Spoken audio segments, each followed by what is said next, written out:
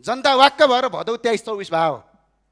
तपाईहरुलाई ध्यानमा राख्नुस्, देशका बहालवाला मन्त्री र देशको अर्थमन्त्रीमाथि छानबिन अर्थ मन्त्रालय होइन संसदीय छानबिन समिति चाहिन्छ, त्यसबाट छानबिन गर्नुपर्छ। यदि त्यस्तो अपराध गरेको ठहरेमा राजद्रोहको मुद्दा चल्ने नेपालमा कानुनी व्यवस्था छ। सम्माननीय सभामुख, त्यो संसदको सम्पत्ति अर्थमन्त्रीज्यूले संसदमा पेशै नगरी भकाभक चेन्ज गर्नुहुन्छ कसको स्वार्थमा?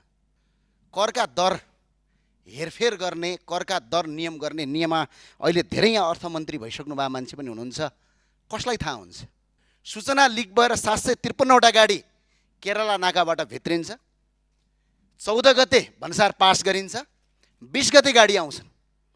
अनि यो कन्फ्लिक्ट अफ इन्ट्रेस्ट नभएर यो चुहावट चाहिँ कसले गर्यो? सम्माननीय सभामुख महोदय, अब यो संसदको यो अर्को नियमित जो प्रधानमन्त्रीको जवाफ हामीले नियमित मागि नै रहेका छौँ, तर योभन्दा अलिकति पर जान मन लाग्यो। आज सम्माननीयज्यूलाई म अपिल गर्न चाहन्छु, संसदप्रति सरकार चाहिँ जवाफदेही हुने हो होइन, हुनुपर्ने हो या होइन? किनभने जुन आर्थिक विधेयक आयो यो संसदको सम्पत्ति हो। त्यो संसदको सम्पत्ति अर्थमन्त्रीज्यूले संसदमा पेशै नगरी भकाभक चेन्ज गर्नुहुन्छ कसको स्वार्थमा? र अर्को सबभन्दा ठुलो कुरा सम्माननीय सभामुखज्यू, यो देश चाहिँ गाउँका किसान, मजदुर र सामान्य नागरिकले बिगारेका होइनन्। देशलाई कमजोर बनाउने काम चाहिँ सत्ता र शक्तिमा पुगेका तर इमानदार नभएका र जवाबदेही नसक्ने मान्छेहरूले नै आजसम्म यो देश बर्बाद पारेका हुन्। आज म भन्न चाहन्छु, करका दर हेरफेर गर्ने, करका दर नियम गर्ने नियममा अहिले धेरै यहाँ अर्थमन्त्री भइसक्नु भएको मान्छे पनि हुनुहुन्छ, कसलाई थाहा हुन्छ? नेपाल सरकारका सचिवलाई पनि थाहा हुँदैन त्यो कुरा। त्यो सीमित अर्थमन्त्री र अर्थमन्त्रीज्यूले स्वीकृत गरेका व्यक्ति बाहेक अरूलाई थाहा हुँदैन। तर आज सूचना लिक भएर 753वटा गाडी केरला नाकाबाट भित्रिन्छ, 14 गते भन्सार पास गरिन्छ, 20 गते गाडी आउँछन्। अनि यो कन्फ्लिक्ट अफ इन्ट्रेस्ट नभएर यो चुहावट चाहिँ कसले गर्यो?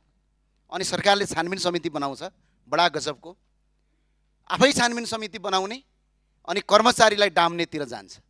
हामीलाई थाहा छैन बजेट बन्दाखेरि बजेटका करका दरको हेरफेर गर्ने र दर कति हुन्छन् भन्ने कुरा नितान्त अर्थमन्त्री बाहेक कसैलाई थाहा हुँदैन। यदि त्यस्तो अपराध गरेको ठहरेमा राजद्रोहको मुद्दा चल्ने नेपालमा कानुनी व्यवस्था छ। सम्माननीय सभामुख महोदय, आज कसको आधारमा यो गरियो यसको जवाफ अर्थमन्त्रीले संसदमा दिनुपर्छ।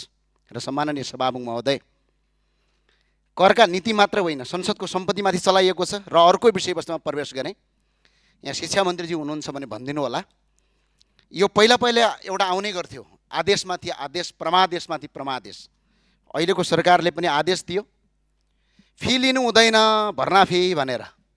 म आज यो देखाउन चाहन्छु, यो प्रत्येक विद्यालयको के गरेको छ। यहाँ नाम चेन कसैले के भनेका छन्, यहाँ कसैले तपाईँको सहयोग रसिद, कहिले वार्षिक सहयोग, नाम चेन्ज गरेर भक्काभक फी लगेर तपाईँको देशभरि बर्बाद पारिएको छ। त्यो भएको हुनाले यो कार्यान्वयन गरियोस्। र अर्को सरकारलाई म जाँदा जाँदै भन्न चाहन्छु, सत्तापक्षका माननीयज्यूलाई सभामुख मार्फत भन्न चाहन्छु, म अलिकति पुरानो हो तपाईँहरूभन्दा, 1 वर्ष 1 कार्यकाल।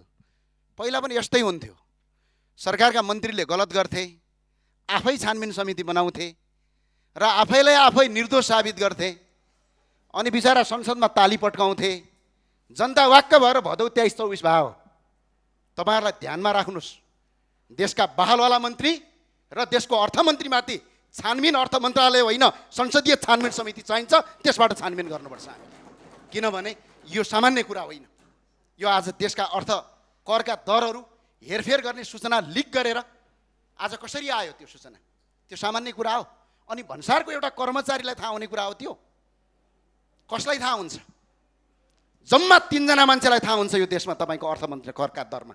एउटा अर्थमन्त्री, यदि चाहे भने अर्थ सचिव, यदि चाहेपछि राजस्व सचिव। यदि अर्थमन्त्रीले अनुमति दिनुभयो भने कसरी सूचना लिक भयो? यो ठुलो अपराध हो र सुशासनको आँटमा बनेको सरकार हो यो सरकार। र अहिले सरकारको जुन 182 सिट आएको छ, 181-82, तपाईँ हामीले कुनै काम गरिरहेको होइन। जनता वाक्क भएर सुशासन हुन्छ भनेर आएका हुन्। अहिले कुशासनको बाटोतिर नलाग्नुहोस्, म तपाईँलाई अपिल गर्न चाहन्छु। भनाइ छुट्याउँ। त्यही भए हुनाले सम्माननीय सभामुखज्यू, मन्त्रीमाथि छानबिन हुन्छ, पूर्व मन्त्रीमाथि आफै छानबिन गर्ने, आफै निर्दोष हो भन्ने, संसदीय छानबिन गरौँ न। पहिला प्रतिपक्षमा आउँदाखेरि हामीले मागेका थियौँ त, संसदीय छानबिन समिति गरौँ, अर्थमन्त्रीमाथि नितान्त छानबिन हुनुपर्छ। यो राजद्रोह हो, यस्तो गर्न पाइँदैन सम्माननीय सभामुखज्यू। म त्यही अपिल गर्न चाहन्छु। हस्, धन्यवाद।